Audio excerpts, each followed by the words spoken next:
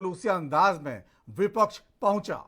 नई संसद की पहली तस्वीर में हंगामा जुड़ गया है। विपक्ष ने संविधान की प्रतियां हाथ में लहराते हुए सत्ता पक्ष को अपने तेवर दिखाए तो प्रधानमंत्री मोदी ने 25 जून यानी आपातकाल लागू करने वाले दिन की याद दिला दी। राहुल गांधी से लेकर सोनिया गांधी और मल्लिकार्जुन खड़गे से लेकर अखिलेश यादव के तीखे तेवर बता रहे थे कि विपक्ष आने वाले दिनों में किस तरह टकराव के मूड में आ चुका है। उधर पीएम मोदी के जवाब से संदेश साफ है, आप संविधान की बात करोगे तो हम आपातकाल याद दिलाएंगे। भले 50 साल बाद आपातकाल में ही संविधान की धज्जियां उड़ाई गई थी। अब विपक्ष का कहना है प्रधानमंत्री कब तक इतिहास की दुहाई देकर अपनी जन विरोधी नीतियों से बचते रहेंगे। यानी हम जो भी समस्या उठाते हैं प्रधानमंत्री किसी पुराने बयान, किसी पुरानी दास्तान को लेकर हमला करना शुरू कर देते हैं। उधर बीजेपी का कहना है संविधान की प्रतिमा हाथ में उठाकर विपक्ष क्या जाहिर करना चाहता है कि सरकार संविधान को नहीं मानती, जबकि प्रधानमंत्री बार बार संविधान को प्रणाम करते हैं। एक चुनावी मुद्दे को संसद तक लाकर हंगामा करना कहां तक ठीक है, इन्हीं सब मुद्दों पर आज चर्चा करेंगे। हमारे साथ कुछ खास मेहमान जुड़े हुए हैं, लेकिन पहले देख लेते हैं क्या कुछ कहा गया।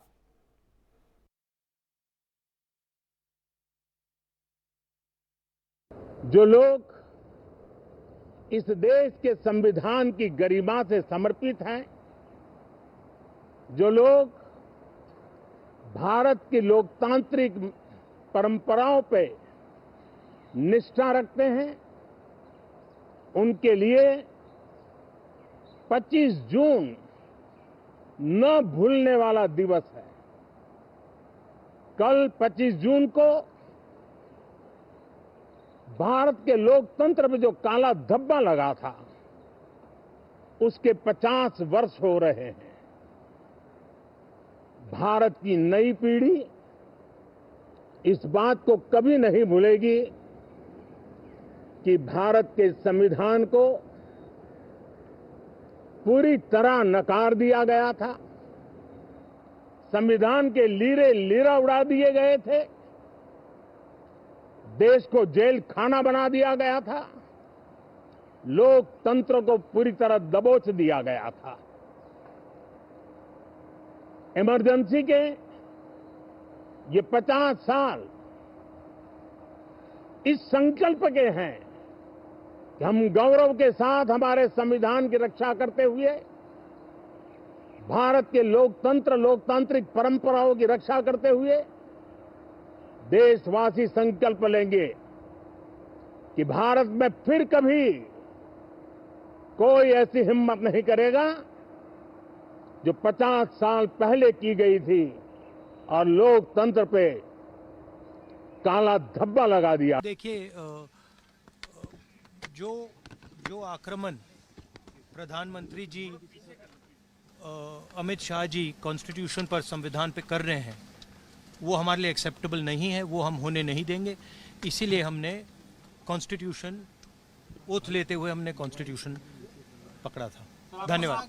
Thank you. हमारा संदेश जा रहा है, हिंदुस्तान के कॉन्स्टिट्यूशन को कोई शक्ति नहीं छू सकती। मैं सबसे पहले देश की जनता का धन्यवाद दूंगा।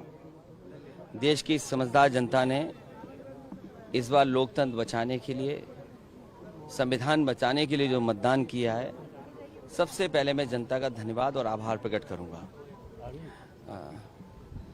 अच्छे दिन का इंतजार करते करते लोग थक गए।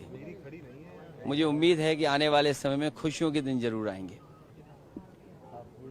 आप लोग आज संविधान की प्रतियों को लेकर बोलेंगे, कल इमरजेंसी के लिए जो है बीजेपी पूरे कार्यक्रम कर रही है, मैं लोगों को याद दिलाने जो अच्छा है उसकी तरफ काम करेंगे, जो अच्छा है उस रास्ते पे चलेंगे। अखिलेश जी, एलओपी की जो पोस्ट है उसके लिए कुछ बातचीत हुई है? वो बातचीत होगी, लेकिन आपसे बातचीत नहीं होगी उस पर। जल्दी ही निर्णय हो जाएगा। वो भी क्योंकि हर फैसला समय पर होगा और फैसला होगा तो आपको सबसे पहले जानकारी मिलेगी। अखिलेश जी, इस सेशन में क्या क्या इशू आप उठाना चाहते हैं? वो अभी बताएंगे। फिलहाल आंधी से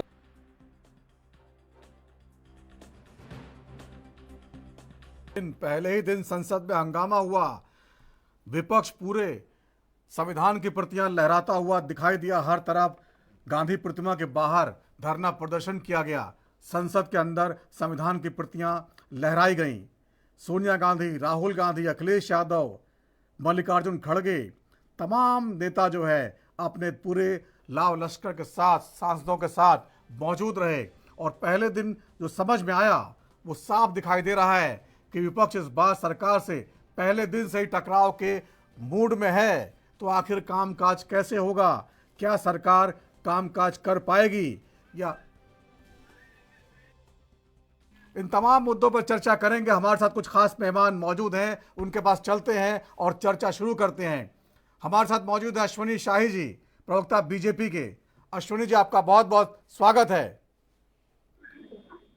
यश भारती हैं, प्रवक्ता समाजवादी पार्टी का, आपका बहुत बहुत स्वागत है। डॉक्टर अमरनाथ पासवान हैं, कांग्रेस के नेता, आपका बहुत बहुत स्वागत है अमरनाथ जी। डॉक्टर इंदुकांत दीक्षित वरिष्ठ पत्रकार के तौर पर जुड़ेंगे। सबसे पहले सवाल डॉक्टर अमरनाथ पासवान जी आपसे ही करना चाहूँगा। जिस तरह से आज आपने देखा, संसद का पहला दिन था, मेलजोल होता है जब कोई पहली बार मिलता है, बहुत सारे नए नए सांसद पहुंचे हुए थे, लेकिन आप लोग तो पूरे आज भी हंगामा करने के मूड में थे। राहुल गांधी पूरे गुस्से में संविधान की प्रतियां लहराते, अमित शाह जी को संविधान दिखाते, नरेंद्र मोदी जी को संविधान की प्रतियां दिखाते। ये क्या कहना चाहते हैं आप लोग? देश को क्या बताना चाहते हैं? जी पांडे जी, देखिए, कांग्रेस के नेता चाहे राहुल गांधी जी हो, सोनिया गांधी जी हो, मल्लिकार्जुन खड़गे जी हो, या इंडिया गठबंधन के साथी नेता हो, अगर संविधान की प्रतियां भारतीय जनता पार्टी को दिखाई सदन में, तो ये हंगामा करना नहीं है। हमारा तो एजेंडा है, हमारे तो मैनिफेस्टो में न्याय की बात हम कर रहे थे, और हम तो जनता से वादा किए हैं कि हम संविधान और लोकतंत्र को बचाएंगे, क्योंकि 10 वर्षों में जिस तरीके से इस भारतीय संविधान का चीरहरण हुआ है मोदी जी के सरकार के द्वारा, तो देश की 140 करोड़ जनता देखी है किस तरीके से अमरनाथ जी, यहाँ पर एक सवाल है। संविधान और लोकतंत्र में बिल्कुल भरोसा भारतीय जनता पार्टी और मोदी जी की। डॉक्टर अमरनाथ, एक सवाल है, बताने की कोशिश की आज सदन में कि हम संविधान की रक्षा करेंगे, हम लोकतंत्र की रक्षा। ठीक है डॉक्टर अमरनाथ जी, सवाल यहाँ पर, ये सब बातें आप लोग बहुत लंबे समय से कह रहे हैं। आज संसद का पहला दिन था, सरकार ने ऐसा क्या कर दिया था, कौन सी ऐसी बात कर दी थी कि संविधान खतरे में आ गया था? मोदी जी ने संविधान को प्रणाम किया, आपने देखा, और आप राहुल गांधी ने खुद कहा कि हमारी वजह से कर रहे हैं।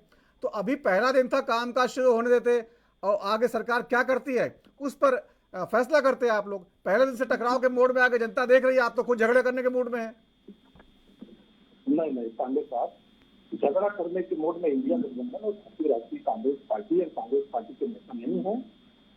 हम देश की जनता से जो वादा किए हैं, और 10 वर्षों में देश की जनता जिस तरीके को उत्साह से देखी है कि संविधान से भारतीय जनता पार्टी को बिल्कुल भरोसा नहीं है, जिस तरीके से लोकतंत्र का गला घोटा गया 10 वर्षों तक, हम उसकी रक्षा के लिए आवाज उठाए, हम जनता की आवाज बनेंगे। और आप जानते हैं कि भारतीय जनता पार्टी जिस तरीके से लोकतंत्र और संविधान के खिलाफ कार्य की है, तो हम तो करेंगे ना, हम तो जनता के लिए काम कर रहे हैं। अरे जिस तरीके से चुनाव के समय अरुण गोविल जी, जिस तरीके से लल्लू सिंह जी, ज्योति मिर्धा जी, अनंत हेगड़े जी क्या कह रहे थे कि 400 पार के लिए मोदी जी को संविधान को बदलना है, लोकतंत्र को खत्म करना है। तो लोकतंत्र और संविधान पे अगर आस्था मोदी जी को, भारतीय जनता पार्टी को होती, तो अपने उन नेताओं के ऊपर कार्रवाई करते। तो उससे तो साफ जाहिर होता है कि भारत के संविधान से, जो बाबा साहब अम्बेडकर ने जिस संविधान को दिया, जिस संविधान से समाज के 95-90% लोगों को, जो समाज के उपेक्षित लोग हैं, किसी न किसी तरीके से सताए दबाए गए लोग हैं, उनके साथ जो न्याय हुआ है वो तो संविधान की वजह से हुआ है। बाबा साहब अम्बेडकर ने जो संविधान दिया, तो जिन लोगों को बाबा साहब अम्बेडकर के ऊपर आस्था है, जिन लोगों को भारत के संविधान, भारत के लोकतंत्र पे आस्था है, वो तो आवाज उठाएंगे। ठीक है, तो जनता की आवाज। ठीक है अश्विनी शाही जी, सरकार बचाव की मुद्रा में है। जिस तरह विपक्ष ने पहले दिन अटैक कर दिया है, मोदी जी को आपातकाल याद दिलाना पड़ा, 25 जून की बात लेके आ रहे हैं आप लोग। जो आपातकाल बनाम संविधान, मतलब संग्राम छिड़ गया है। नवीन जी, देखिए, माननीय प्रधानमंत्री जी ने जो कहा, जो आपातकाल लगा था उसके 50 साल कल पूरे हो रहे हैं। आपातकाल क्यों याद दिलाया गया? इस संविधान के हत्यारे आज संविधान लेकर आज संसद में प्रदर्शन कर रहे हैं। संविधान की हत्या इन लोगों ने की थी, इमरजेंसी लगाया था, इंदिरा गांधी ने संविधान की हत्या थी, क्या संवैधानिक रूप से लगा था? नहीं। उस समय कोई भी व्यक्ति जो है स्वच्छंद वातावरण में राहुल गांधी की तरह जो आज विरोध वो कर रहे हैं, विरोध नहीं कर पाता। उसके ऊपर DIR लगता था, मीसा जिसको कहते हैं, और मीसा में जेल में शीशा पिलाया जाता था, जेल में चलो। और सबसे बड़ी बात थी कि न्यायालय भी नहीं सुनता था उस समय, न्यायालय में अपील नहीं कर सकते थे आप। उस समय इन लोगों ने संविधान की हत्या करने का काम किया। संविधान के प्रियम्बल जो संविधान की आत्मा थी, अभी डॉक्टर अमरनाथ जी कह रहे थे कि बाबा साहब के सपनों को हमने साकार किया, और उसी बाबा साहब के सपनों को कुचलने का काम किया। प्रियम्बल जो आत्मा होती है उसको बदल दिया। उसके बाद 2 पन्ने जोड़ दिए नए। तो इन लोगों ने तो संविधान की हत्या करने का बीड़ा उठाया था। राजीव गांधी जी का समय आता है तो सरिया लाको संविधान से ऊपर किया जाता है। वो साहबानो केस में देखिए, तो इन लोगों ने हमेशा संविधान की हत्या करने की बात की, और राहुल गांधी जी उसी की बात कर रहे हैं। और सबसे बड़ी आज जो एक हंसी वाली बात है कि समाजवादी पार्टी भी आज संविधान लेकर गई थी, उसमें तो हमको लगा कि बाबा साहब का कुछ है, थोड़ा बड़ा किताब थी। ये लाल किताब कौन सी है जो राहुल गांधी जी पूरे चुनाव भर लेकर घूमे और बीचे? उतना बड़ा संविधान तो हमने देखा ही नहीं पूरे देश में। मैं तो आपसे आग्रह करूंगा नवीन जी कि अपने संवाददाता को भेजें और राहुल गांधी जी उसको खोलकर पढ़ाएं कि वो संविधान है भी कि नहीं है। तो संसद में आप लोग ही देख लेते। संसद गए थे, उन्होंने अमित शाह जी को दिखाया, उन्होंने नरेंद्र मोदी जी को दिखाया, वही देख लेते उसको। एक अंतिम लाइन कह के अपनी बात समाप्त करूंगा कि देखिए, गांधी परिवार एक रजवाड़ा अपने आप को समझता है, सोने की चम्मच लेकर पैदा हुए हैं, कई प्रधानमंत्री उनके परिवार में है। देखिए, आज सदन में आज भी हुआ, और चुनाव जीतने के बाद पार्टी को, भारतीय जनता पार्टी को, प्रधानमंत्री जी को कोई शुभकामना नहीं दिया। आज सदन में माननीय प्रधानमंत्री जी ने पहले उनका अभिवादन किया, उसके बाद सदन की तरफ आगे बढ़े। तो ये होते हैं विचार। जबकि प्रधानमंत्री जी का पद बड़ा है, प्रधानमंत्री जी की उम्र बड़ी है, राहुल जी को करना चाहिए, लेकिन वो नहीं करेंगे। वो आंख मारेंगे सदन में बैठकर और गले पड़ेंगे। वो काम उनको करना आता है। बाकी सदन नियम से चलता है, सदन में नियम होता है, सड़क पे नियम नहीं होता है। जब भी आप आए सदन में, हम तैयार बैठे हैं, हर सवाल का जवाब देने के लिए बैठे हैं। हर जो भी करें नियम के अंतर्गत आप आइए, सवाल करिए, जवाब लीजिए, चर्चा कीजिए। ठीक है जी, ठीक है। यश भारती जी, आज अखिलेश यादव जी पूरे सांसदों के साथ, अपने दल बल के साथ पहुंचे थे, वो भी संविधान की प्रतियां लहरा रहे थे। आपातकाल वाला जो है वो आप पे लागू नहीं होता है, लेकिन कांग्रेस ने जो आपातकाल का जो उनके ऊपर लगा हुआ आरोप है वो आप पे भी शामिल हो जाता है जब आप उनके साथ गठबंधन में शामिल हैं। इसका बचाव करना थोड़ा मुश्किल होगा आपके लिए भी, क्योंकि बीजेपी लगातार पूरे गठबंधन पर हमलावर है विपक्ष के। यश भारती जी, आवाज आ रही है आपको? लगता है उन तक आवाज नहीं पहुंच पा रही। डॉक्टर इंदुकांत दीक्षित जी हमारे साथ जुड़े हुए हैं, वरिष्ठ पत्रकार। डॉक्टर दीक्षित, आवाज आ रही है आपको? हाँ जी, आ रही है। ठीक है। डॉक्टर दीक्षित, आपसे जानना चाहेंगे, जिस तरह संसद का पहला दिन था, आज जो है पहला दिन मेल मिलाप का दिन होता है, नई इमारत थी और बहुत सारे नए सांसद पहुंचे हुए थे जो पहली बार जीत के आए हैं। मेल मिलाप का दिन था, शुभकामनाएं एक दूसरे को देने का दिन था, जनता में अच्छा संदेश देने का दिन था, अपनी समस्याएं बताने का दिन था। लेकिन कांग्रेस बिल्कुल तय करके आई थी, विपक्ष पूरा जो है संविधान की प्रतियां लहराते हुए कि सरकार को जो है छोड़ना नहीं है, घेर के रखना है। और उधर जो है सरकार भी जो है पहले दिन से ही आपातकाल की याद दिलाने लग गई है। तो क्या लगता है आपको, ये टकराव जो है जिस तरह से पहले दिन दिख रहा है, कुछ काम करने देगा कि नहीं देगा इस बार? जी नमस्कार नवीन जी, हमारे जितने को पैनलिस्ट उनको भी मेरा नमस्कार जी। देखिए, कुछ लक्षण तो इसी ढंग के दिख रहे हैं कि बहुत स्मूथली सदन चलने वाला नहीं है। इसके पीछे देखिए 2 मुख्य कारण हैं। एक तो ये कि सरकार भी जो अभी 10 साल तक चल रही थी प्राइम मिनिस्टर नरेंद्र मोदी के नेतृत्व में, उन्हें भी पूर्ण बहुमत के साथ और अपने हिसाब से सदन चलाने की एक आदत थी। एक उनको ये हो गया कि हम सरकार पूर्ण बहुमत के साथ कैसे चलाते हैं, इसका एक अनुभव हो गया, उसका आनंद आ गया।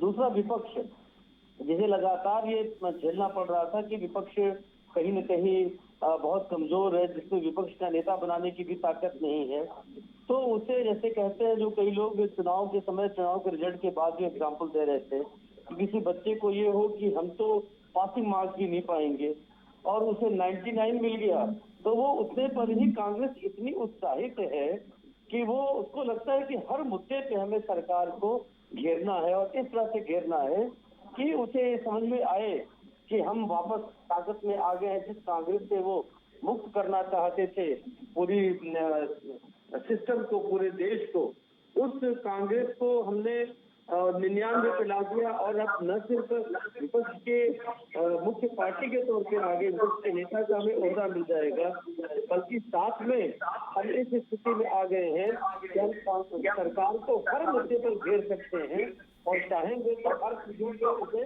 परेशान भी कर सकते हैं। तो अब जब नियत विपक्ष की ये हो जाए कि हमें घेरना ही नहीं है, सरकार को हर जगह रोकना है और परेशान करना है। और प्राइम मिनिस्टर को भी मैंने देखा कि आज जब उन्होंने ये कहा कि नहीं करना चाहिए, देखिए मैं मानता हूँ कि जब आप विपक्ष के साथ तालमेल के साथ सरकार चलाना चाहते हैं और इस बार आपको उस तरह का पूर्ण बहुमत स्वयं नहीं भी मिला है, तो पहले दिन सारी बातें प्रधानमंत्री की ठीक थी, लेकिन विपक्ष को भी अपना नाटक बंद करना होगा। ये बात कहीं न कहीं विपक्ष को उकसाने वाली थी।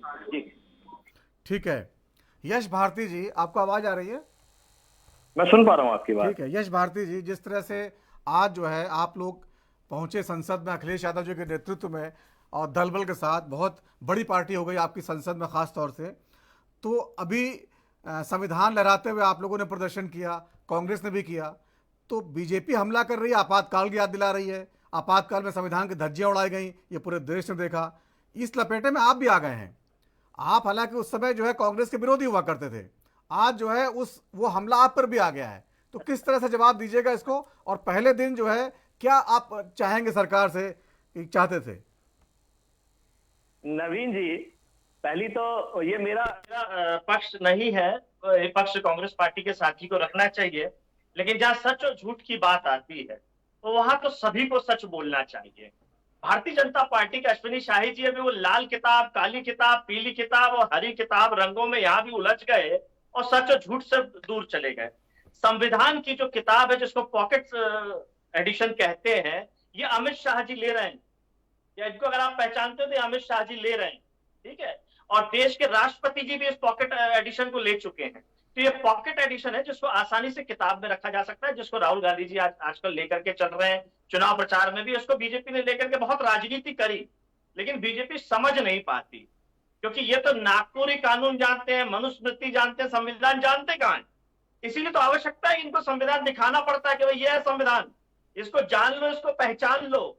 देश इसी से चलेगा, मनुस्मृति से, मनु महाराज से नहीं चलेगा, जिनको आपने जयपुर हाईकोर्ट के अंदर स्थापित करके रखा अपने राज्य में।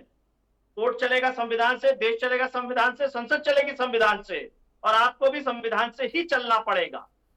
जो ये चुनाव भर में कहते रहे कि 400 पार कर दीजिए, हमें बहुमत दे दीजिए, हम संविधान बदल देंगे। जो इनके नेता अयोध्या में कह रहे थे, जो इनके प्रत्याशी थे, जो मेरठ में इनके प्रत्याशी थे, जो अन्य इनके प्रत्याशी थे, जो बड़े नेता, जो केंद्रीय मंत्री रहे हैं, वो कह रहे थे कि हम संविधान बदल देंगे। एक बात।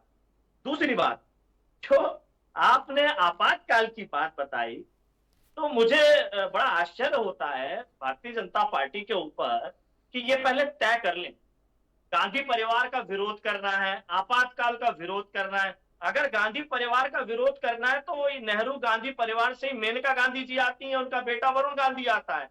क्यों उनको प्रत्याशी बनाते हैं और सदन में भेजते हैं? क्यों मेनका गांधी जो केंद्रीय मंत्री बनाया था? अगर आप गांधी परिवार से और परिवारवाद को मानते हैं और गांधी परिवार को परिवारवाद के उदाहरण से देखते हैं, फिर आपातकाल की बात करते हैं, तो इंदिरा गांधी जी ने आपातकाल लगाई थी। उनके पुत्र संजय गांधी की क्या भूमिका थी आपातकाल में, ये सबको पता है। और संजय गांधी जी की धर्मपत्नी कौन है? मेनका गांधी जी, जो सांसद का चुनाव लड़ेंगे अभी भारतीय जनता पार्टी से, पूर्व में सांसद रही, केंद्रीय मंत्री नहीं। वरुण गांधी जी उनके पुत्र हैं जो सांसद रहे बीजेपी से। तो भाई अगर आपातकाल आप गलत मानते हो तो उनके परिवार के लोगों को, जो उन्हीं के वंशज हैं, उनको क्यों आगे बढ़ाने का काम करते हो? पहले तय कर लो। फिर जगमोहन मल्होत्रा जी, जो संजय गांधी जी के आपातकाल के समय में दिल्ली को उजाड़ने वालों में जिनका नाम आता है, जगमोहन मल्होत्रा जी को अगर नहीं जानते हो, अश्विनी शाही जी जो तो गवर्नर भी रहे, राज्यसभा भेजने का काम भारतीय जनता पार्टी ने किया। तो ऐसे तानाशाहों को, जिसने गरीबों के मकान उजाड़े हो दिल्ली में, आपने राज्यसभा क्यों भेजा था भाजपा से?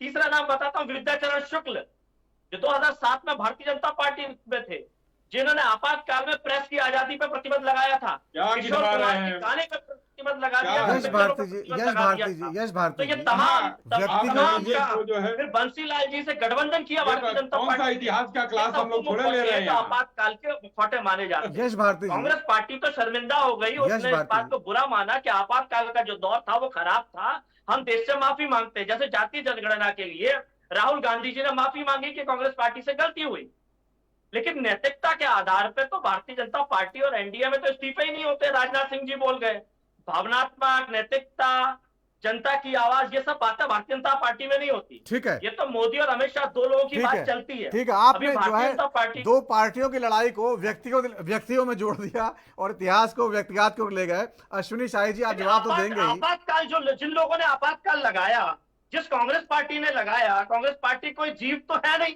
जिन जीवित लोगों ने सारा तानाशाही करी, पार्टी की विचारधारा होती है ना। देखिए यश भारती जी, पार्टी की विचारधारा होती है। किया। मैंने विद्याचरण शुक्ल का नाम लिया, मैंने जगमोहन मल्होत्रा का नाम लिया, मैं मेनका गांधी का नाम ले रहा हूं जो गांधी परिवार से आती हैं। तो ये पता है ना क्यों? ठीक है, ठीक है। अश्विनी जवाब दीजिए, अश्विनी जवाब दीजिए।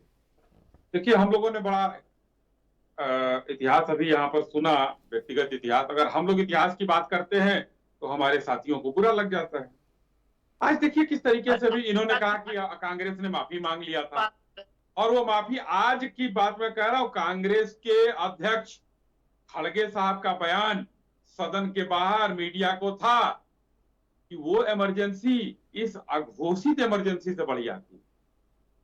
मीसा में लालू यादव जी अपनी बेटी का नाम मीसा भारती रखते हैं।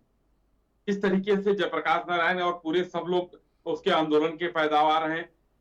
देश के मीडिया ने क्या झेला, देश ने पूरा क्या झेला, जो करोड़ों करोड़ों लोग झेल रहे थे, और वो लोग आज बताने के लिए कह रहे हैं कि माफी मांगा, और आज उसके अध्यक्ष जो है कह रहे हैं कि वो इमरजेंसी बढ़िया थी। इस तरीके से मांगा था माफी इन लोगों ने। और राहुल गांधी जी ने जातीय जनगणना के लिए कहाँ माफी मांगा है भाई?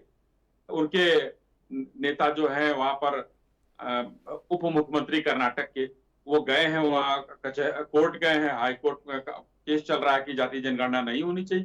राहुल गांधी जी तो भ्रमित करते रहे, और कांग्रेस के प्रवक्ता नहीं बोले, लेकिन समाजवादी पार्टी के प्रवक्ता को सब याद है।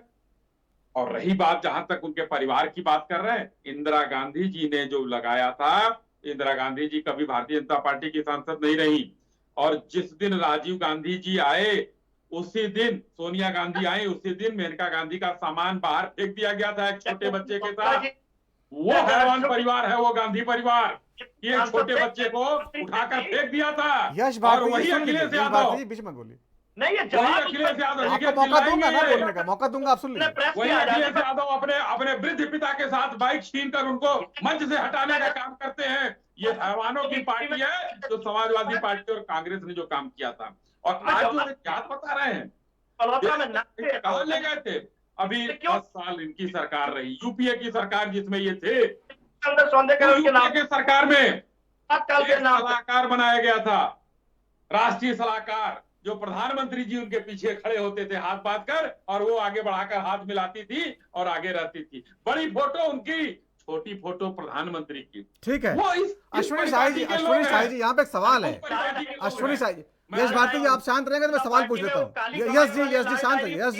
यश जी, संविधान को भी वो लाई डाली से समझ लेते हैं। यश जी सुन लीजिए, अमित शाह जी ने जो पॉकेट एडिशन रखा, तर्कों पर बात करिए यश भारती जी, तर्क और तथ्य पर बात करिए, ठीक है, जवाब मिलेगा। अश्विनी शाही जी, ठीक है, मेरा सवाल है अश्विनी जी, आप लोग कब तक इतिहास की बातें करते रहेंगे? समस्या इस समय की है, आम जनता चुनाव इस समय जीत के आए हैं, समस्याएं आज की हैं, उनको सुलझाना है। बार बार आप लोग इतिहास में जगह 50 साल पुराने इतिहास पे जाके कौन सी समस्या का समाधान होगा? नवीन जी एकदम सही कहा। अभी हमारे साथी यश भारती जी इतिहास में पता नहीं जगमोहन जी को और विद्याचरण शुक्ला को और किसको गिना गए, इतिहास वो गिना रहे थे, मैंने तो उनके जवाब दिया।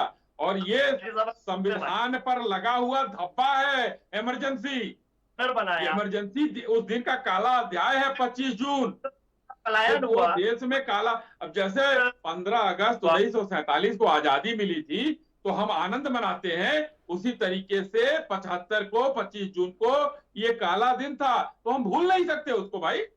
अब बताइए, अपने देश के प्रधानमंत्री इंदिरा जी की हत्या हुई थी, आप भूल सकते हैं? राजीव जी की हत्या हुई, शहादत हुई, आप भूल सकते हैं? नहीं भूल सकते हैं। हमने बांग्लादेश को अलग किया वो दिन, आप भूल सकते हैं? नहीं भूल सकते।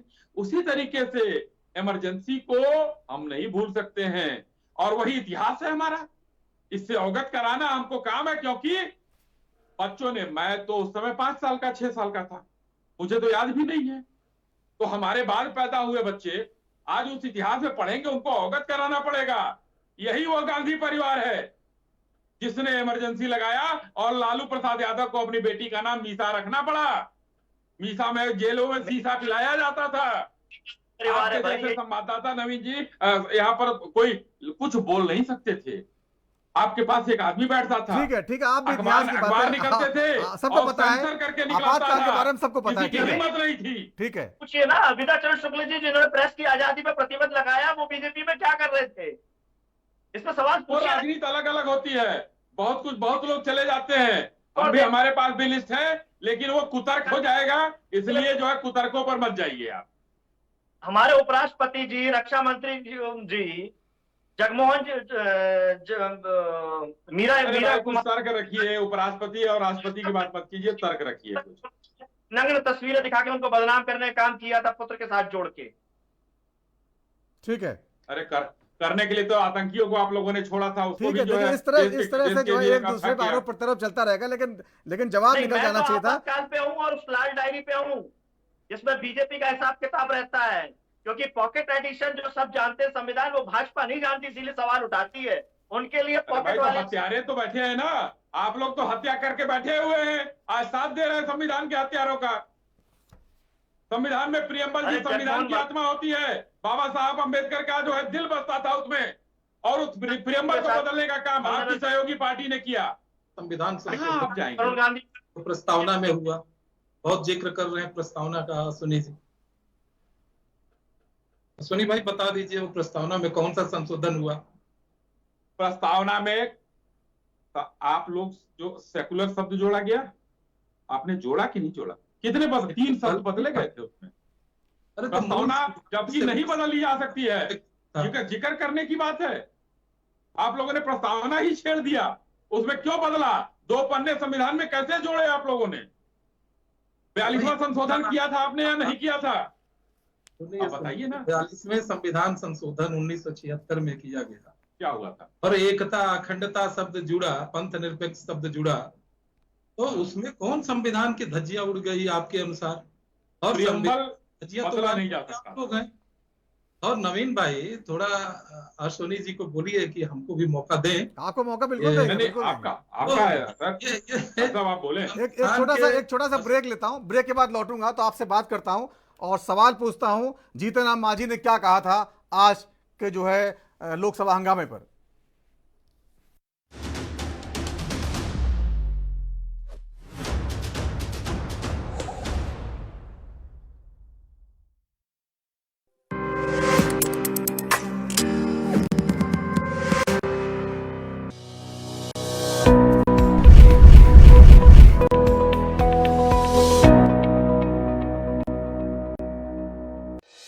देवभूमि उत्तराखंड, 4 धाम यात्रा के लिए पधारने वाले सभी श्रद्धालुओं का हार्दिक स्वागत करती है। उत्तराखंड सरकार आपकी यात्रा को सुरक्षित और सुगम बनाने के लिए प्रतिबद्ध है और सभी उचित प्रबंध किए गए हैं। यात्रा के सुचारू प्रबंधन के लिए सभी तीर्थ यात्रियों के लिए पंजीकरण कराना अनिवार्य किया गया है। श्रद्धालुओं की सुविधा के लिए ऑनलाइन रजिस्ट्रेशन की व्यवस्था है, इसलिए आने से पहले ऑनलाइन रजिस्ट्रेशन कराना न भूलें। अगर आप 4 धाम यात्रा के इच्छुक हैं, तो यात्रा शुरू करने से पहले उत्तराखंड सरकार की वेबसाइट www.registration&touristcare.uk.gov.in या mobile application tourist care Uttarakhand के माध्यम से पंजीकरण करा सकते हैं। इसके अतिरिक्त टोल फ्री नंबर 0135 1364 पर कॉल करके या व्हाट्सएप नंबर 8394833833 पर यात्रा टाइप करके भी पंजीकरण कराया जा सकता है। पंजीकरण कराए बिना यात्रा न करें। रजिस्ट्रेशन में जिस धाम के दर्शन के लिए जो तिथि निर्धारित की गई है, उस धाम का दर्शन उसी दिन ही करें। यात्रा के दौरान सिंगल यूज प्लास्टिक का प्रयोग न करें। उत्तराखंड सरकार आपकी सुरक्षित एवं सुखद 4 धाम यात्रा की कामना करती है। नहीं दबेगी कोई आवाज, हटेगे पर्दे, सामने आएगा हर राज। जो छिपाते हैं हकीकत, उनकी सच्चाई सामने लाते हैं हम। इसीलिए एनबी न्यूज पर भारत को है नाज।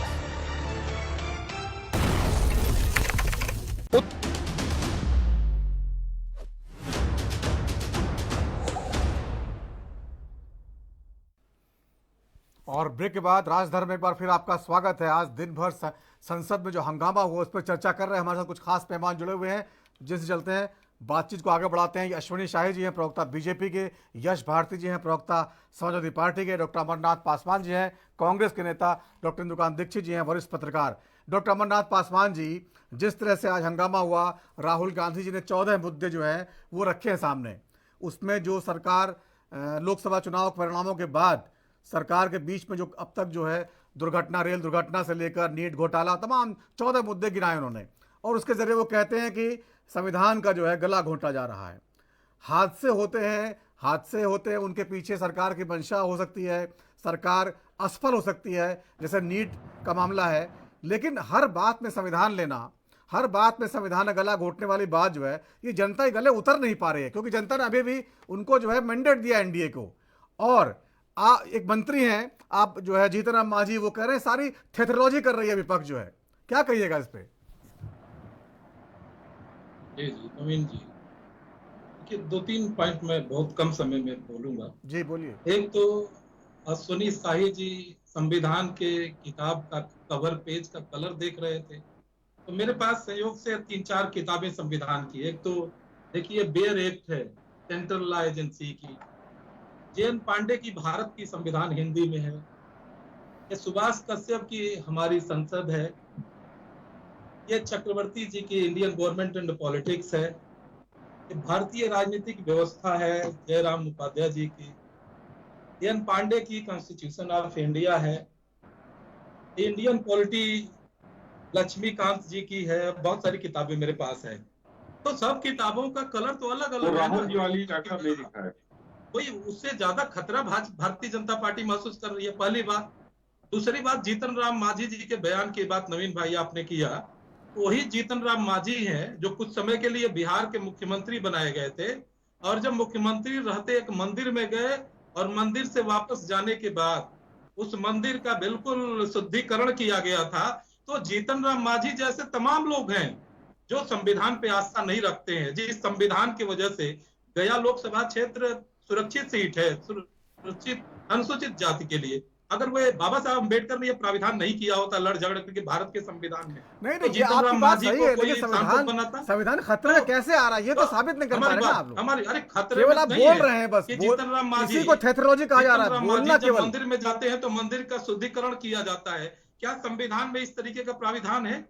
और खतरे में क्यों नहीं है कि आज नीट की परीक्षा देख लीजिए, नीट का पेपर आउट हो गया और 70 परीक्षाएं का पेपर लीक हुआ लगभग 7 वर्षों में, लेकिन सरकार के कान पे जू तक नहीं रेंग रहा है। और जितनी संवैधानिक संस्थाएं हैं, वो चाहे यूनिवर्सिटी हो, चाहे लॉ हो, चाहे वो कोई भी संस्था, आप देखिए जो अधिकारी है, बिल्कुल जो एग्जीक्यूटिव है, उसको किस तरीके से पंगु बना करके भारतीय जनता पार्टी की सरकार रखी है। तो संविधान पे तो बिल्कुल आस्था नहीं है। सर्वोच्च न्यायालय में कोई मामला विचाराधीन होता है, लेकिन इनका बुलडोजर जाता है और किसी का घर तोड़ करके आता है। तो इनको तो न न्यायालय पे भरोसा है, न न्यायाधीशों पे भरोसा है, न ही चुनाव आयोग पे। देख लीजिए इनको चुनाव आयोग को कैसे गोल गोल घुमा रहे थे कि जब सीजीआई उसका मेंबर हो सकता था, तो मोदी जी आनंद फानंद में सीबीआई जब सीजीआई को हटा करके और खुद और अमित शाह और राजनाथ सिंह और एक कांग्रेस के नेता को उसमें रखा गया, और कांग्रेस के उस नेता को का कोई विचार ही नहीं लिया गया, और तुरंत 2 मुख्य न्यायाधीशों की नियुक्ति आनंद फानंद में कर दी गई। तो सारे संवैधानिक संस्थाएं आज देश त्रस्त है। ये 1975 के इमरजेंसी की बात करते हैं भारतीय जनता पार्टी के साथी, लेकिन 10 वर्षों का हिसाब नहीं देते हैं। 10 वर्षों पे कोई चर्चा नहीं करते हैं। ये किसानों को लाठियां बरसवाते हैं, नौजवानों को लाठियां बरसवाते हैं, उस पे कोई इनका हिसाब किताब नहीं है। तो 140 करोड़ जनता इनको देख रही है किस तरीके से संविधान का गला घोंट डॉक्टर रहे हैं, किस अमरनाथ तरीके से पासवान बोल जी, रहे हैं, आप किस जो तरीके बात से कह रहे हैं, लोकतंत्र ठीक की है, हत्या कर रहे हैं। आपकी बात ठीक है, अपनी जगह ठीक है। आप तमाम बातें गिना रहे हैं, जिस तरह संवैधानिक संस्थाओं को मोदी सरकार पर आरोप लगे, उन्होंने जो है छिन्न भिन्न किया, ईडी सीबीआई का इस्तेमाल किया, बहुत सारी संविधान। लेकिन एक सवाल यहाँ पर यह भी तो है, जनता ने मैंडेट दिया उनको, उनकी सरकार बनवाई है, अभी अभी बिल्कुल कुछ दिनों पहले जो है एनडीए को बहुमत दिया है और आपको विपक्ष में बैठने को कहा है। तो आप जो है काम तो करने देंगे ना उनको कि नहीं करने देंगे?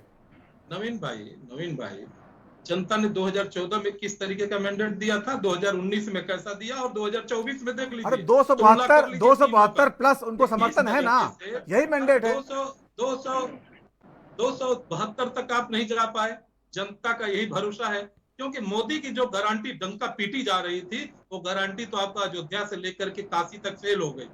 अरे काशी में देख लीजिए, आपके प्रधानमंत्री नरेंद्र मोदी जी, जिनका 56 इंच का छाती वाले प्रधानमंत्री, अब पूरे दुनिया में वार रुकवा देते हैं, न जाने यूक्रेन और कहां का युद्ध रुकवा देते हैं। लेकिन आप देख लीजिए भारत की स्थिति क्या है। नीट की परीक्षा को कैंसिल करने की घोषणा नहीं कर सकते। जहां पटना से खबरें, जहां हाजीपुर से खबरें, हजारीबाग से खबरें, जहां महाराष्ट्र से खबरें, गुजरात से खबरें आ रही है किस तरीके से हल्लम-हल हुआ है, किस तरीके से नीट का पेपर आउट हुआ, किस तरीके से हजारों लोगों के पास पहुंचा। लेकिन 2 महीना बाद इनकी जो एजेंसी और सीबीआई जांच होगी, उसकी रिपोर्ट 2 महीना बाद आएगी। तो आप देख लीजिए किस तरीके से ये संविधान पे आस्था रखते हैं। ठीक है। तो नवीन भाई, ठीक है अश्विनी जी, मैं आऊंगा आपके पास। डॉक्टर इंदुकान दीक्षित जी, आपने सबकी बातें सुनी। जो ये बताना चाहते हैं संविधान खतरे में है, ये घटनाओं के जरिए बताना चाहते हैं और आपस में व्यक्तियों घटनाओं को लेकर जो है एक दूसरे पर आरोप लगाते हैं। जनता समझ नहीं पा रही है कि जो मोदी सरकार को कामकाज करने का तरीका है, उस पर सवाल उठाने के लिए संविधान को जो है वो प्रतीक बनाने की जरूरत क्यों पड़ गई है। थोड़ा समझाइए जरा इसको। नवीन जी, पहले तो मैं डॉक्टर अमरनाथ पासवान जी को सुन रहा था, कितनी साफगोई से इन्होंने 6 किताबें दिखाई और बताया कि ये सारी किताबों के कितने कलर्स हैं, लेकिन वो भूल गए कि जो शाहबानो केस में सुप्रीम कोर्ट का फैसला आया था उसका क्या कलर था। उसको बदलने के लिए संविधान की किस मर्यादा का पालन किया था कांग्रेस की सरकार ने, वो शायद भूल गए इतनी किताबों में पढ़ना कि इन्हीं किताबों में जो भारत की राजनीतिक व्यवस्था पे किताब दिखा रहे थे और स्वयं जो तमाम वरिष्ठ लेखक हैं उन्होंने लिखा है कि 42वां संशोधन जो 1976 में किया गया था उसको एक तरह से मिनी संविधान कहा जाता है। और डॉक्टर अमरनाथ जी ने उसको पढ़ा है कि नहीं पढ़ा है। और उस मिनी संविधान में 59 प्रोविजंस को अमेंड किया था, 59, जिसमें हाई कोर्ट के पावर, सुप्रीम कोर्ट के पावर, राष्ट्रपति के पावर से लेकर के सब कुछ कर दिया गया था। केवल उसका नाम नहीं दिया गया था कि नया संविधान लिखा जा रहा है। और उन्होंने कितने प्यार से पूछ लिया कि प्रियम्बल में क्या कर दिया, 2 शब्द डाल दिया तो उससे क्या बिगड़ गया। बिगड़ना नहीं अमरनाथ जी, ये नियत दिखती है कि आप प्रियम्बल को भी छेड़ सकते हैं तो फंडामेंटल राइट्स को भी छेड़ सकते हैं, जो आपने किया इमरजेंसी में। और अगर सुप्रीम कोर्ट में आपने जजेस की सीनियरिटी की अवहेलना नहीं की होती तो शायद ये कोलेजियम सिस्टम नहीं आता। सुप्रीम कोर्ट के 3 सीनियर जजेस ने 1970 के दशक में अपने पदों से रिजाइन कर दिया। वो भूल गई क्या कांग्रेस? अभी मैं देख रहा था यश भारती जी विद्याचरण शुक्ला जी की बात कर रहे थे, लेकिन उनको भी लगता है कि 1995 का उत्तर प्रदेश का गेस्ट हाउस कांड भूल गया। तो वो सारा सब संविधान के दायरे में था। कांजी, आप भाजपा प्रवक्ता, मैं ये कहना चाहता हूँ कि सबसे पहले तो आप देखिए यश भारती जी सबको अपने मौके पर बोलने। यश भारती जी तो कोई बात रखने को, यश भारती जी सबसे बड़ी बात है कि संविधान की मर्यादा व्यक्तिगत टिप्पणी मत करिए। व्यक्ति की आजादी। आप कम से कम डॉक्टर अमरनाथ जी से इतना सीख लीजिए कि हमको बोलने नहीं दीजिए, फिर आप अपनी बात रखिए। यश भारती सुन लीजिए, मौका दूंगा आपको, मौका दूंगा। देखिए संविधान की मर्यादा कुछ की भी तो नहीं, ये मतलब बात अपने है, विचार तो अपने विचार वो रख रहे हैं, अपने विचार आप रख रहे हो, दोनों एक दूसरे के विचार सुन रहे हैं। यही लोकतंत्र है, यही संविधान है। ये अभी मंगलसूत्र छीने बोले 2 चप्पल छीन ले जाएंगे। एक कांग्रेस एक मिनट सुन लीजिए, वो क्या कहना चाहते सुन लीजिए, फिर मैं आपको मौका दूंगा। सुन लीजिए, सुनी तो रहे हैं। ये तो ऐसे बीच में नहीं बोल सकते ना, यस जी, बीच में नहीं बोल क्या सकते। करेगी? सवाल सत्ता से होता है भाई। मैं लगातार यश भारती जी को सुन रहा हूँ पिछले 2 डिबेट आपको से। सुना जा रहा है तो आप भी बात सुनिए। करिए पॉइंट के बीच में आपने गेस्ट हाउस कांड की जिक्र कर दिया तो उनको बुरा नहीं लगेगा? आप भी इंदु कांत जी ऐसी बात करते हैं गेस्ट हाउस कांड का, जिसमें जो है मायावती जी ने किस तरीके से कहा था, अब बुरा लगेगा ही। बात करी जो संजय गांधी के हर फैसले में उनके साथ रहती थी, सहभागिता थी, वो मेनका गांधी भाजपा की सांसद। आप अपने संस्करण पर बोल लीजिएगा, इंदु कांत जी को बोलने दीजिए। आपको जब मौका दूंगा तो आप बोले थे ना, फिर मौका दूंगा, फिर बोलिएगा। सुन लीजिए, सुन लीजिए। मैं तो 2 बार सुन चुका उनकी बात। मुलायम सिंह जी ने बोला था सुन लीजिए कि ये लड़के हैं, इनसे गलती हो जाती है रेप के मामले में, तो क्या वो देखते हुए उनको पद्म भूषण देना चाहिए था? लेकिन आप काल और समय के अनुसार कई चीजें बदल जाती हैं वक्त के अनुसार। इंदिरा गांधी को देश की जनता ने माफ भी कर दिया। इमरजेंसी लगाने के ढाई साल बाद पूरी बहुमत से सरकार बनाने का मौका दिया। देवगौड़ा परिवार के साथ जाकर गलबैया कर रहे थे, उन्हीं प्रज्वल रेवन्ना के साथ, जिसके पिता गिरफ्तार, रेवन्ना खुद गिरफ्तार, विदेश भागा था, किसी तरह उसको लाया गया, गिरफ्तार हुआ, उसका भाई कल का सूरज रेवन्ना गिरफ्तार हुआ। अरे ये गलबैया जो मोदी जी कर रहे हैं ऐसे लोगों के साथ, आप माननीय मुलायम सिंह जी के साथ उनकी तुलना कर रहे हैं। मुलायम सिंह जी जो बात कहे बच्चों से, अरे डॉक्टर साहब, उन्होंने आतंकवादियों को छोड़ दिया था बाराबंकी में, हाईकोर्ट ने कहा कि आप तो इसको पद्म से सम्मान देंगे। मुलायम सिंह जी इस लायक थे जो देखिए, इस तरह अगर बीच में बोलेंगे तो आप लोग बहस नहीं हो पाएंगे। अमरनाथ जी, शाही जी, अमरनाथ शाही जी शांत हो जाइए, शांत हो जाइए। मैं नहीं बोल रहा हूँ, इंदु कांत जी के बीच में यश भारती जी बोले हैं। अमरनाथ जी, अभी आपको मौका दूंगा, अभी मौका दूंगा हाउस अरेस्ट करके रखा था। यश भारती जी सुन लीजिए, पहले इंदु कांत जी अपनी बात पूरी कर लीजिए। जी देखिए, मैं ये कह रहा था कि आपने जो फंडामेंटल सवाल उठाया था कि आज पार्लियामेंट का पहला दिन था, 18वीं लोकसभा का पहला दिन था, सबके शपथ का मौका था। इस अवसर पे संविधान के किस मर्यादा का उल्लंघन हो गया था कि जिसके चलते इस ढंग का धरना प्रदर्शन करना पड़ा पार्लियामेंट के बाहर? एक फंडामेंटल सवाल है जो आपने उठाया था, इसका जवाब किसी के पास है? आज डॉक्टर अमरनाथ जी इतनी पुस्तकों का उल्लेख कर रहे थे, लेकिन उन पुस्तकों में 42वां संशोधन पढ़ना भूल गए शायद वो, और उन्होंने कितने सामान्य ढंग से कह दिया कि डॉक्टर साहब आप सुन लीजिए, बात सुन लीजिए डॉक्टर साहब। अमरनाथ आ रहा हूँ, अमरनाथ जी आ रहा हूँ, पालन करिए कि बात सुन लीजिए, जरूरी है। इसके बाद मैं आपको मौका दूंगा, आप जवाब दीजिए।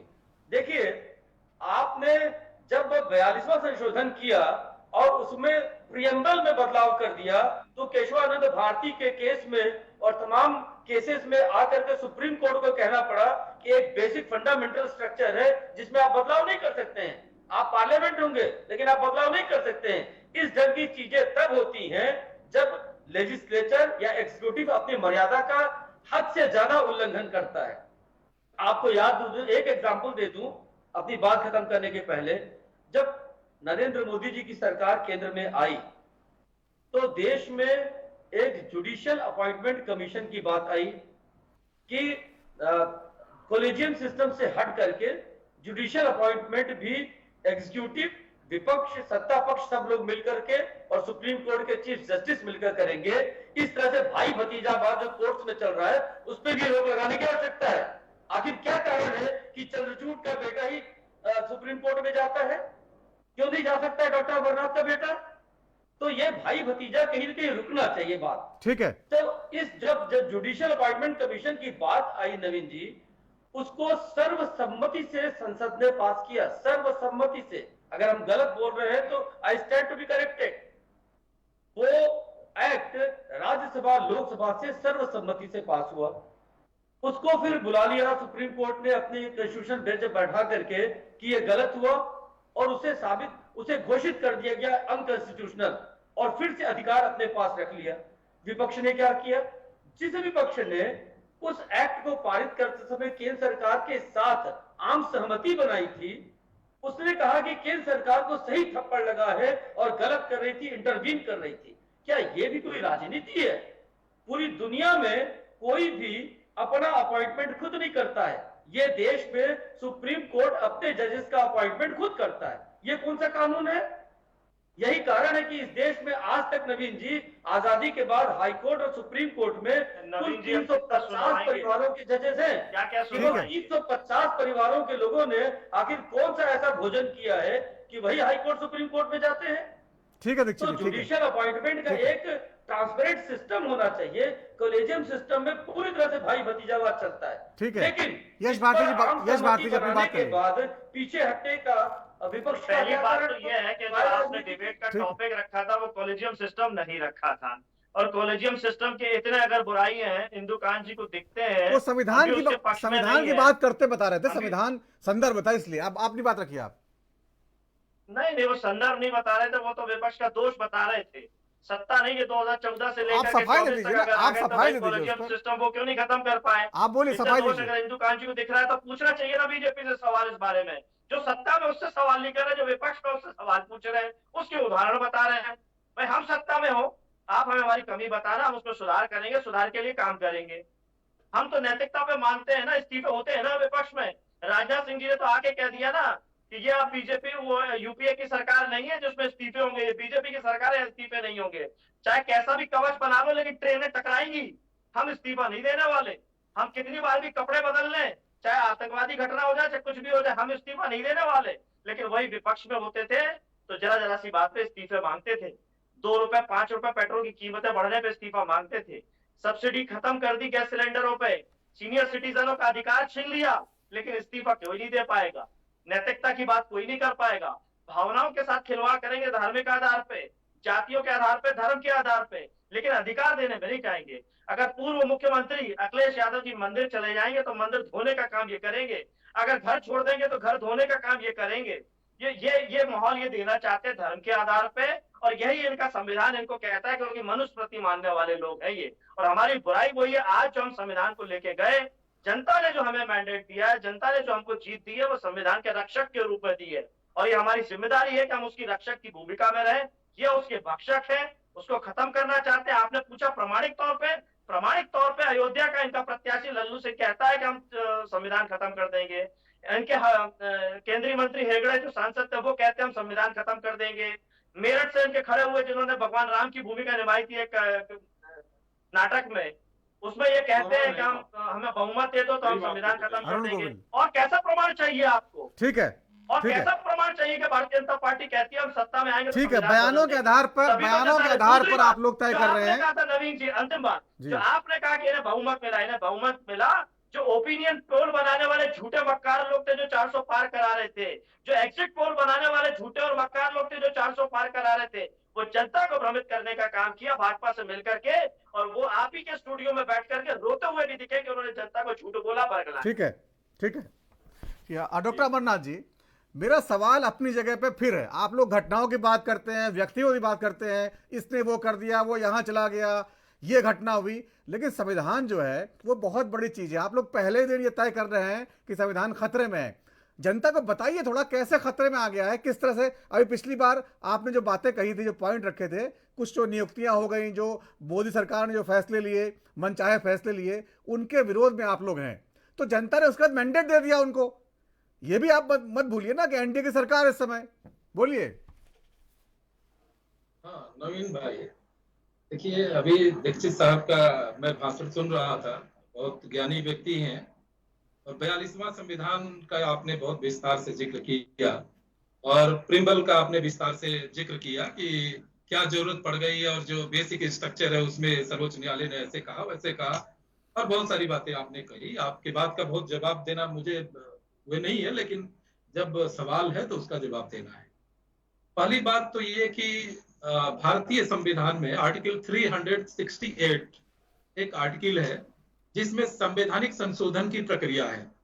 और देखिए 1950 में जो संविधान बना, 26 जनवरी 1950 को जो संविधान लागू हुआ, और जो संविधान दिसंबर 1946 में बनना शुरू हुआ, 1949 में 26 नवंबर को बनकर तैयार हुआ था और वह संविधान में ये प्राविधान किया गया, कोई बाद में नहीं जोड़ा गया। 368 संवैधानिक संशोधन का प्राविधान। तो आप देखेंगे कि समय काल परिस्थिति के अनुसार संविधान में मामूली परिवर्तन हो सकता है, लेकिन आप देखिए जिन घटनाओं की बात आप कर रहे थे कि घटनाओं को बता करके थोड़ा समझाइए कैसे संविधान खतरे में है, लोकतंत्र खतरे में है। हमारे भाई अश्वनी जी मुस्कुरा रहे हैं। तो पहले तो दो राज्यों के चुने हुए, जनता के चुने हुए इस लोकतंत्र में चीफ मिनिस्टर झारखंड और दिल्ली के आपने बिना मतलब का जेल के अंदर सलाखों में डाल दिया। बाद में इस पे भी बात करूंगा कि क्या इसका मतलब है और किस तरीके से इलेक्टोरल बॉन्ड पे किस तरीके से जोशी बंधु ने नाम लिया और क्या क्या हुआ, वो कहानी बाद में।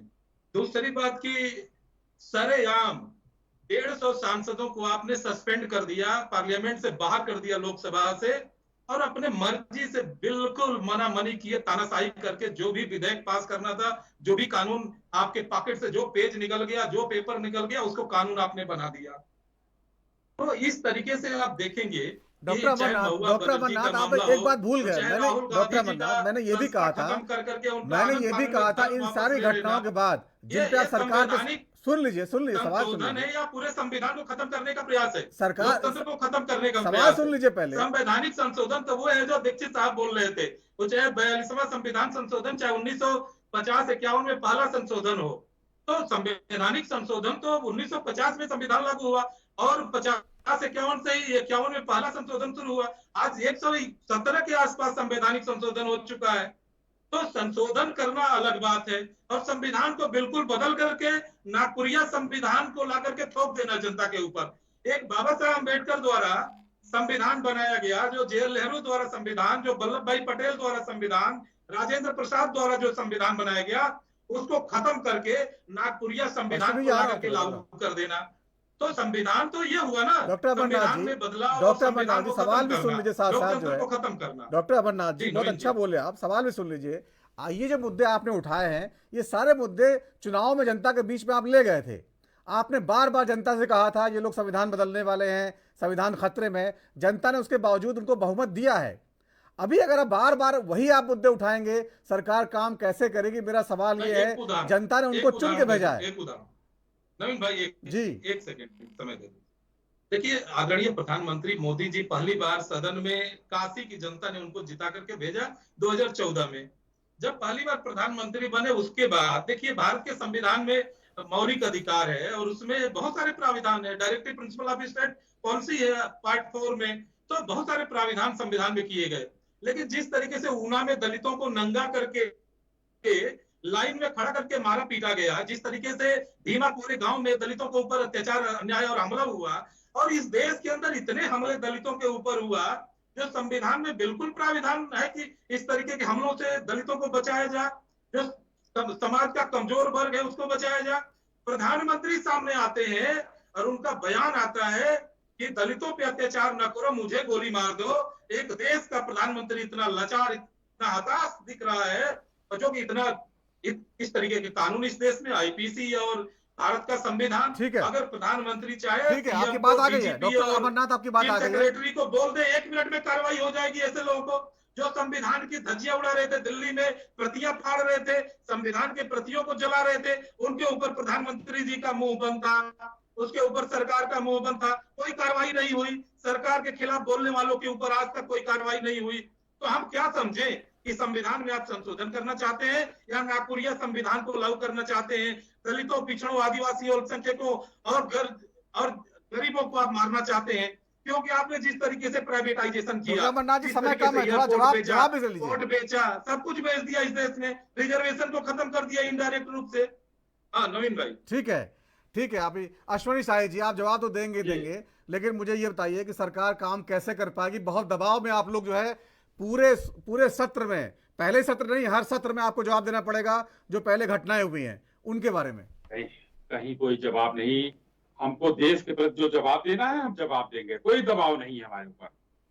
देश को हमको जो जवाब देना है, सदन मैंने पहले भी कहा कि नियम और कानून से चलता है। नियम और कानून से विपक्ष जो है हमारे सामने चर्चा करेगा, हम हर बात का जवाब देने के लिए तैयार हैं। ये संसदीय कार्य मंत्री जी कह चुके, प्रधानमंत्री जी 140 कह चुके, सांसद सब पिछली लोग बार निलंबित हुए थे, इस बार भी वही हम देखें, वही कुछ होने वाला है। देखिए मैं वही तो कह रहा हूँ भाई, अगर सांसद का आचरण गलत होगा, आप बताइए कि भारतीय जनता पार्टी भी विपक्ष में हमारा बैठने का रिकॉर्ड है, 56 साल तक कांग्रेस सरकार में रही, तो हम एक घटना हमको कोई याद दिला दीजिए नवीन जी कि जब सदन में मेज पर कोई खड़ा हो, आसन पर कोई कुछ उछाल रहा हो, लेकिन इतनी बातें कही गई, उसका जवाब हमको अब देना पड़ेगा, नहीं तो मामला गड़बड़ हो जाएगा। और जवाब ठीक है। हमारे अमरनाथ जी ने अमरनाथ जी ने 368 आर्टिकल से शुरू किया था, नकली इंजेक्शन बनाने वाले 368 आर्टिकल तो इनको याद रहा के टीका बनाने वाले 1951 में कोई आवाज उठाएगा, 356 का दुरुपयोग किया गया केरला की चुनी हुई सरकार को गिराने के लिए, तो 356 इनको याद नहीं रहा कि भाई वो जो है उसका 356 में क्या लिखा है और क्या किया गया, दुरुपयोग कैसे किया गया। 100 सरकारों को गिराने का काम कांग्रेस ने किया है, यानी कि संविधान विरोधी है कांग्रेस। या तो रोएंगे। राहुल गांधी जी सदन में पास समय कम बचा है, अश्विनी जी पॉइंट में जल्दी बात पूरी करिए। अरे भाई इतना लंबा आरोप लगा है तो जवाब तो तुरंत समय कम बचा है, इसलिए समय कम बचा बोले चले जा रहे हैं। मैं जब बोल रहा था तो बड़ा बुरा लग रहा था। राहुल गांधी जी भरी सभा में जिस तरीके से सदन में पास कानून को फाड़ते हैं, तो संविधान के हत्यारे वो हैं, वहां संविधान की हत्या होती है। देश में जितनी जो है विरोधियों के प्रति, आप उसको तो छोड़ दीजिए, जो इमरजेंसी वाली बात ही खत्म हो गई। कौन है आरएसएस के कार्यालय पे कभी देश का तिरंगा नहीं फहरा। इन लोगों ने जो धूल धूसरित किया, देखिए आप चिल्लाने की बात कर रहे हैं। इन्होंने जो बेचने की बात की, विनिवेश का गुरु किसको कहा जाता है? नरसिम्हा मारा मनमोहन सिंह को। एचडीएफसी सरकारी बैंक था, बेचा आज प्राइवेट बैंक हो गया, किसने बेचा? यूटीआई जो आज एक्सिस बैंक हुआ है, किसने बेचा? 25 साल पहले हम दिल्ली एयरपोर्ट पर जाते थे, वहां जीएमआर का बोर्ड लगा रहता था, किसने बेचा?